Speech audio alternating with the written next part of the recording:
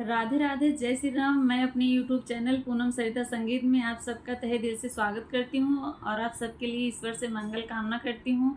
आज हम लोग बहुत सुंदर चुटकुला गीत लेके आए हैं। आप लोग सुनिए, पसंद आए तो वीडियो को लाइक करिएगा। हमारे चैनल पर नए हैं तो हमारे चैनल को सब्सक्राइब करिए। गाना कैसा लगा कमेंट बॉक्स में ज़रूर बताइएगा और आप लोग हमारे चैनल को ज़्यादा से ज़्यादा सपोर्ट करिए और अपना आशीर्वाद दीजिए।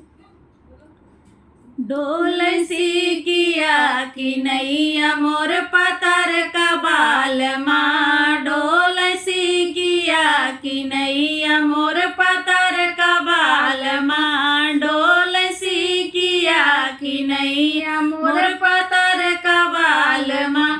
पहली जब गईली गवनवा मोर पतर का बाल माँ, मोर पतर का बाल माँ, राख पालकन के छैया मोर पतर का बाल माँ, राख पालकन के छैया मोर पतर का बाल माँ।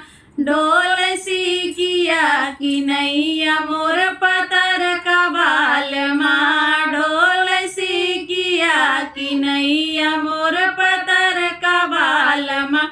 दूसरी निबार जब गईली गवनवा मोर पतर का बाल माँ, मोर पतर का बाल माँ। मान लाड़िकन की नैया मोर पतर का बाल माँ, मान लाड़िकन की नैया मोर पतर का बाल माँ। डोल सी किया कि नैया मोर पतर का बाल माँ, डोल सी किया कि नैया मोर पतर का बाल माँ।